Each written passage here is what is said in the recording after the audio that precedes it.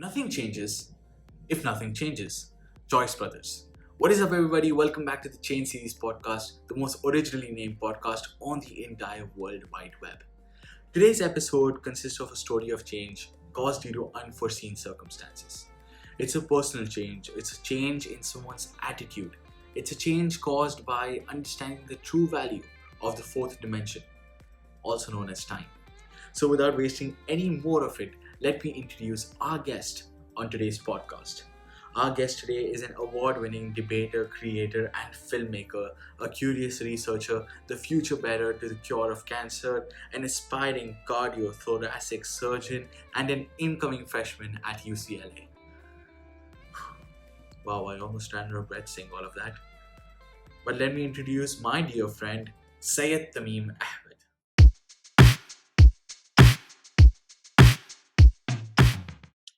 Tamim, first of all, welcome to the Chain Series podcast. How are you doing today? Thanks a lot for having me, Adnan. I'm doing very good. As happy as a man with 3 alpacas. So, I know 2 of them. One is Tom, one is Jerry. Who's the third one? This is Jerry Sr. That's Jerry Sr. Man, I wish I had alpacas. They look a lot of fun. They do. Okay, so without further ado, let's just get to the questions, shall we? So, I know a gist of your story of you battling influenza, but for the users, could you tell us about your journey? Yeah, sure. My journey started in 2004. Well, that was when I was born. So fast forward a few years, come back to 2018, and that's when I got influenza B. When I was in the hospital for 3 months, I was basically like Logan Paul in 2017. Socially awkward, out of all social media platforms. And before this influenza story, I was that person who was afraid to ask questions even in the class, even if I had a genuine doubt because of the fear of being judged. So I was that type of person, and basically after influenza hit, I became the person who no one knew about, who magically ended up in the hospital. So that was basically my story. And yeah, that was the point. I would say that was the turning point in my life. Those 3 months. So, I know Tamim personally, and I did not know him before 2019. So 2018, he had influenza, and I didn't know he went to the hospital. So yeah, you were the quiet kid who still no one knew that went to the hospital. No one knew about it. Definitely, yeah. Only in 2019 when I actually got to know Tamim that I knew about his whole journey. But you mentioned that there was a turning point. So, what was that turning point? How did you change? Well, I changed both physically and mentally. Mentally was the most important thing because before that I had a fear of speaking out, or a fear of expressing myself, or the fear of being judged by others, right? I couldn't express myself as a person I wanted to be. I felt, okay, what if I say this? What if it's politically wrong? What if it's something else? Basically I was scared to speak out and scared to make friends. Yeah, overthinking basically, right? So after that completely changed. I started becoming outgoing. I started speaking out my mind. I became the person I am today. Everything changed at that point. Before that, also thinking that, before that, I didn't do much in my life, right? Because at that point of time when I was in the hospital, I used to think what did I do, right? So I didn't do much in my life before that. And after that also till now, I haven't done much. But I started building my aspirations after that point of time. The goals you set, right? That started being built after that turning point, basically. So you would basically say that your whole perception of time and its importance changed through that experience. Definitely. See, time is is relative, as Albert Einstein himself stated out, right? Time is relative. It's different for different persons. So for me, those 3 months in the hospital was more like a year in the hospital. That time, the solitude time you have with yourself alone, that is only you, your soul, and your thoughts with you. So at that point of time, I just realized that I am just a speck of dot in this ever-increasing, infinitely large universe. And this speck of dot, even though we are Homo sapiens, we are destined for greatness. This speck of dot did not contribute anything for that greatness or the greatness of its species. So I was just thinking, like, what did I do till now? If I would die, if I were to die, like, those negative thoughts were coming in. Like, if I were to die, what would people remember me for? Would they remember me as a quiet kid, or like, what else was I? What else was I contributing to this universe? So those are the things, and definitely time. I started utilizing time more important, like, more judicially. Like, I started building my plan, like, okay, at the age of this, I'll be this, at the age of this, I'll be this. And my aspirations started building up. If I survived those 3 months, which I did, thanks to the grace of God, I would do this, and I would definitely use my time judiciously, because we have only one life. Well, scientifically, we only have one life. So I had the purpose of, like, using my life to the fullest. Wow, that's so deep. I mean, in today's world, today's generation, we actually don't have enough time to go through such a deep thinking process, because we're surrounded by social media. Except for things on social media such as the Chain Series podcast, which you should definitely watch.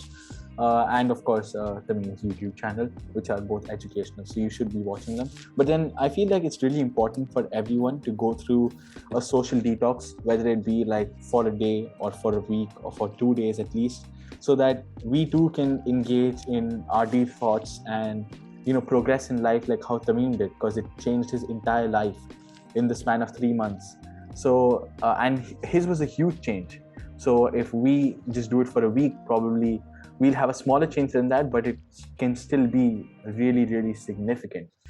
So Tamim, knowing you as one of my best friends, I know about your grandfather's demise and what he went through and how that changed your career focus. And on top of that, Influenza as well, how that too influenced your career path change from an engineer to a doctor. So can you please tell us something about that?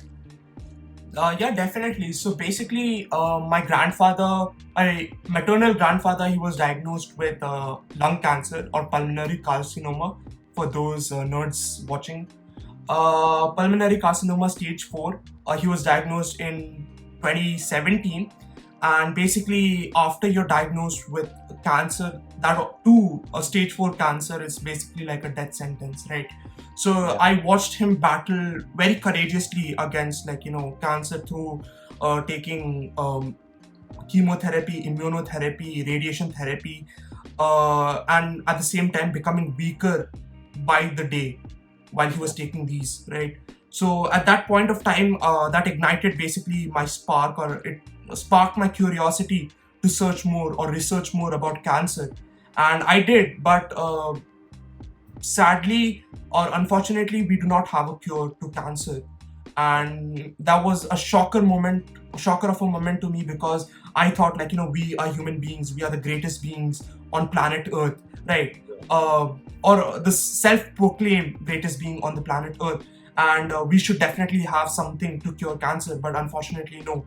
And after my grandfather passed away, and after I saw the care which was given to him, as well as the care which was given to me when I was going through influenza, that basically inspired me to become or to research more about cancer, right?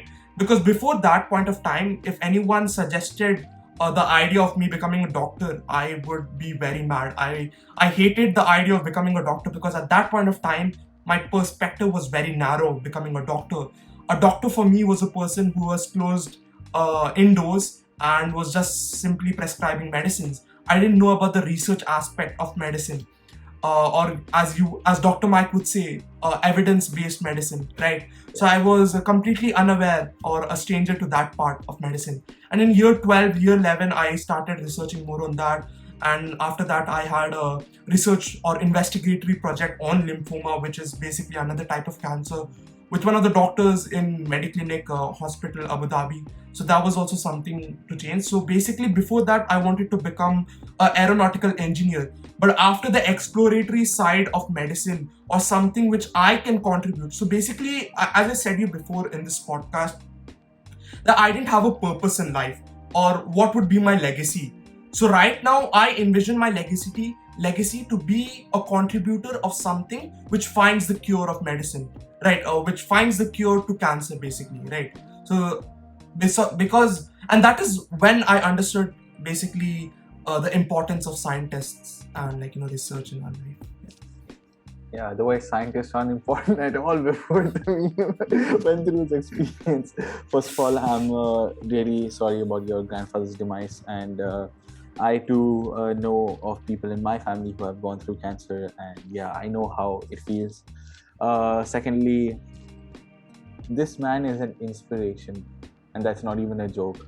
I feel so inspired right now, and I know that you are going to find the cure to cancer, and there's no question about it. Because the way you fight in life and the way you do things, I really feel that you will be the cure to cancer. Not cure to cancer, you will find the cure to cancer, and you will have a very bright legacy on our future. So we're ending the podcast here. We're coming to the end, and as you know, we have a last segment which is called Tips for Change. So basically, could you give us some tips on how we could bring about change in ourselves in society, since you have gone through such a big change in your life? Before I do that, I just want to match the vibe since the future of this channel is too bright. So I would like to join the host today in wearing shades. And yes, it is truly bright. I was blinded by the lights. #weekend. So yes, sir. Basically, my tip for the future generation, or basically anyone in life, is first to introspect at different intervals of your life. Like, introspecting is very, very important, to look back on all your mistakes and not to regret your mistakes, but to understand and learn from your mistakes. Basically, at that 3 months in my life, which I would say was a blessing in disguise, I would say the most important thing which changed me, or which I implemented to change, was introspection, because I had nothing else to do, right? So introspect on different at different intervals of your time. Introspection is very important. You can introspect for 5 minutes, and that will truly change your life. Believe when I say that it will truly change your life. The second thing is to believe in yourself and never stop believing in yourself, because I believe that, if you believe in yourself and the change you're about to make, then even if the whole world is against you, you can prove them wrong. And if you stop believing in yourself even for a moment, then even if the whole world supports you or supports your cause, you're destined to fail. So these are my 2 tips. I know you asked for one, but these are the 2 tips which I'm giving. And I think so it will work wonders if you truly implement it in your life, even the slightest bit. No, those were great tips. I just want to add, to the introspection part of it. Like, all of us introspect, whether it be just lazing around on the bed, or whether it be while we're in the restroom, or while we're taking a shower. We all do introspect. But the thing that differentiates change makers and non-change makers is execution. That's one really important thing, and that's what was brought up by Somio in this second episode, and even by Malvika in the first, that you have to want the change and you have to prioritize the change. Then only is that change going to take place, and then only is that change going to happen. So Tamim, with that, we have come to the end of the podcast. Thank you so much for coming and being our guest. You are truly an inspiration. So like I always say at the end, when you become really famous, when you find the cure to cancer, don't forget your old friend on the Change Series podcast. Please don't. So same for me also. When you become a big brand, the Change Series podcast, when you're interviewing famous people like Neil deGrasse Tyson or whatever you're doing in the world, right? Please fund my research. Very important. Please fund my research. When you become big, please fund my research, because that funding, I will definitely need those funding. So when you become big, please don't forget your small friend with 3 alpacas. I will not forget those alpacas. And with that, let's end the podcast. I will see you next time, Tamim, on another episode, probably. Okay, see you. Bye. Bye.